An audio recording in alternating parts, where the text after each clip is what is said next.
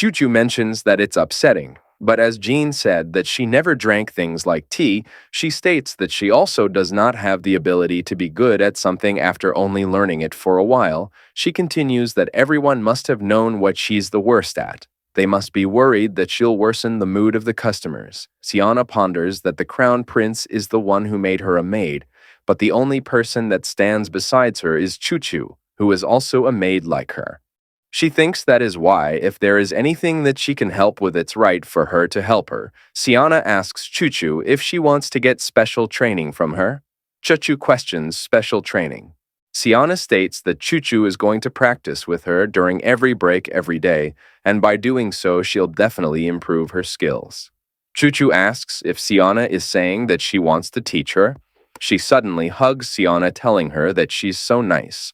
Chuchu states that Siana has only been cleaning like a mad movement with a calm expression, so she thought she was thoughtless. Siana wonders if that is a compliment or an insult. Since then, every day and every night they do their training. After dinner in the maid's kitchen, heat the teapots and cups and boil as much water as you need. Add a spoonful of tea leaves. The process itself isn't hard to learn. After putting the leaves, pour it all at once, filter it out with a strainer, and it's done. One needs a lot of practice to master it. Chuchu nervously looks at it as Siana tells her that she did really well. And she improved a lot. She did not mistake the steps, so at least she won't look like someone who is making a fool of herself in front of the guests. Chuchu asks if she really did well.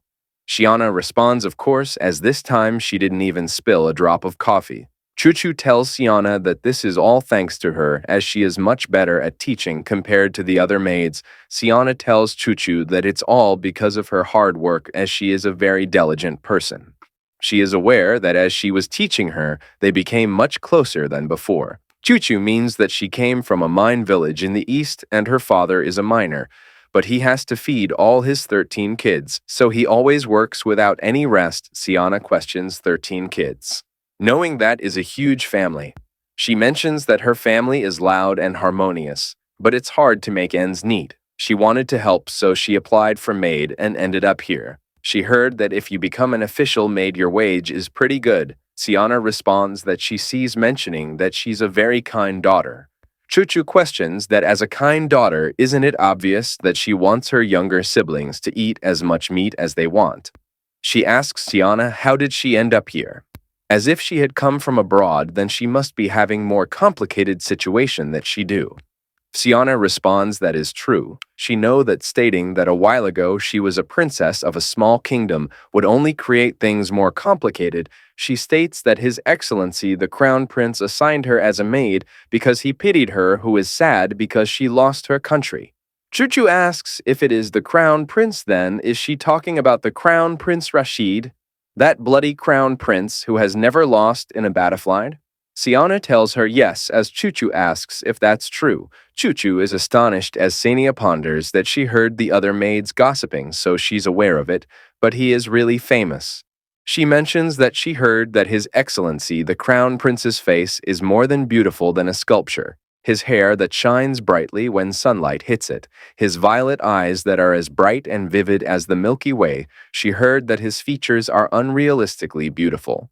Chuchu really wants to see him, as Siana mentions they is right. She thinks that the rumors must be true. Chuchu states that unlike his good looks, she heard that he is very clear and asks if that is true.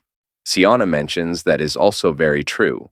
As he killed an entire family, Chuchu mentions that she's sorry as she shouldn't have said that. She didn't know that such a terrifying thing happened. Siana thinks that if she tells her the truth before stating that it is all right, and she doesn't care anymore, as those family that she called family has only tortured her entire life. Chuchu begins to cry as she questions that how could Siana not care when her family was killed. She hugs Siana, telling her that she should be the one killed for mentioning it. It turns out that's all Siana is thinking, as she knows that if she tells Chuchu, then she will react like that. Siana tells her that time has passed, so she is all right now, and so Chuchu doesn't need to worry about it. Chuchu mentions that Siana is saying that just so Chuchu doesn't feel bad about it, right? She places her hands on Siana's shoulder, mentioning that she is a very kind person. She hugs Siana, telling her she's very kind. Siana told her all the truth. Since that day, Chuchu's actions towards her have completely changed. Then, afternoon during cleaning time, Jean was trying to tease Siana.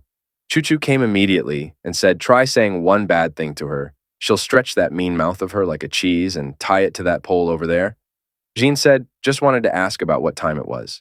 You are very funny. Then she left.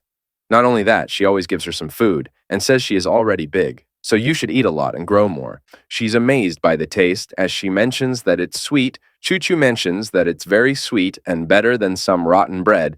Chuchu curses the crown prince, thinking that how could he unalive the family of such a sweetie. She finds him a psycho killer. She hopes that he accidentally poops his pants, mistaking it for a fart. Siana can hear Chuchu's inner voice, knowing that it's very obvious. Siana ponders that she kind of feels guilty for making her hate the crown prince, but it feels nice to have someone by her side. She thinks that if he is that bad of a person, he must hear these curses a lot of times on a daily basis. She thinks that it's fine to act like she doesn't know anything. Next, the scene changed to Prince and Saul. Saul gave him a letter sent to him by Baroness Appleton. Prince was acting weird. Saul asked, why are you acting like that, Your Highness? My ears are itchy all of a sudden. Someone must be cursing at me. This is superstition, if your ears are itchy when someone talking behind your back. Saul said, no way, if that was true, your ears wouldn't stop getting itchy. Your ears would have been itchy all year around, that you would roll on the floor scratching them. Prince was eating an apple. Saul thought, looking at those apples, it looks tasty, and said, as I thought, Appleton's apples are the best.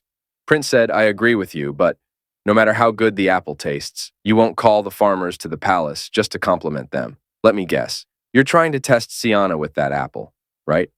Saul said, that's right. Yes, what's the prize? Prince said. He'd give him the honor of being able to play with my lovely little kids for half a day.